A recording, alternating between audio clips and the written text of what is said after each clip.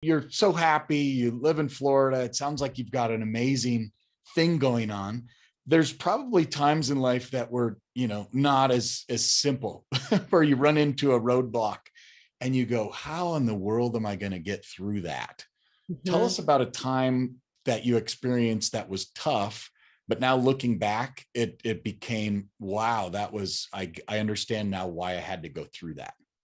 Yeah, and personally, I mean, obviously, as a family and stuff, we've had our share of things that I won't go into. But I mean, if it's personally, and the irony is, I do personal branding, but I'm so private, and I hate to talk about myself. But I know this is about living a better story, so I will be happy to share it because it does impact what I'm doing specifically today. So, in my job, I was there for many years, built it from the ground up. But I knew about 2015. Actually, I remember the exact day. Actually, it's kind of weird that I just had this feeling. I read this article or something, and it just got this feeling that I knew I was meant for more, and I knew I had to be out there to do something, but I just couldn't figure out what it was. Like I went through so much inner turmoil. Now, once I told the story to someone, and they didn't think it was that big of a deal. Well, I want to tell you, it's like being dropped on a deserted island, knowing you had to get out there and go find the people you're supposed to help, but you didn't know how to get there. Mm. And every day I would wake up, and I can remember it doesn't, if you've ever been stuck, and now that I've talked to so many people, it's common.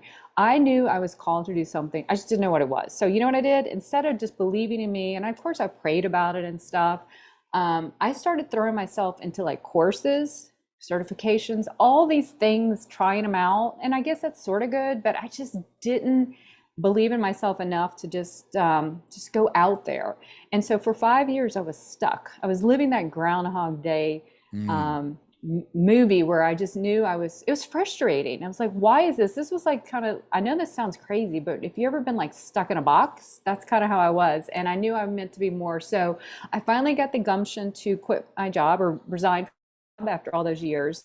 And what it was, I finally did put myself out there. It was early 2019. I was asked to do a speech. And so they just said, come up with something. So I wrote this speech and I did this presentation on own your message, how to, craft, get out there and do what you're meant to be. It was kind of a precursor for who I needed to be and what I needed to help people do. And 6 weeks after that, I don't know, it was like a turning point. I got the gumption to do it. I quit my job or resigned from my job.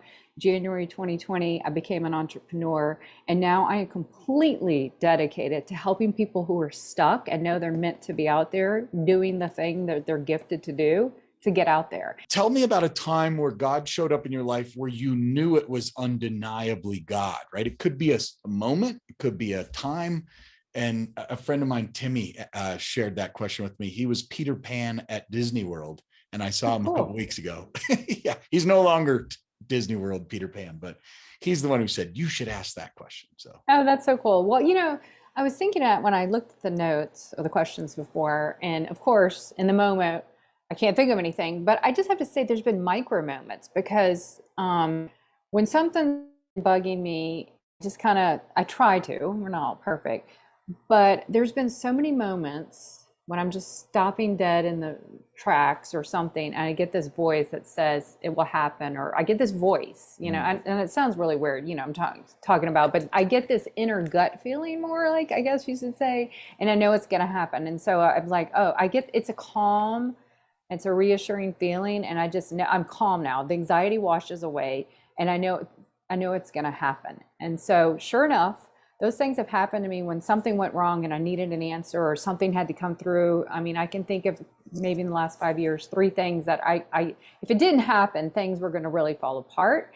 And I just knew. I just had this feeling, this calm wash over me. And sure enough, those three instances in the last 5 years, and they were dealing with my kids, they happened. And that's so awesome. I guess it's the feeling. If this happens to you, and maybe God speaks to us in all different ways, but when we get scared and anxiety thing, it's just that inner stomach feeling, we're just not right inside, but that feeling of calm and peace. And I can only imagine that's a microcosm of what it's like, later on.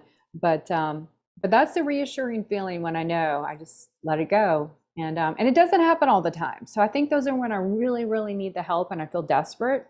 That's when that feeling Yes, washes I up. would totally agree with that. For me, it's when I go to sleep and especially if I tune into it and say, God, show up, Holy Spirit. And there's times I'll be sitting in the front row of a concert and I can hear it as clear as day.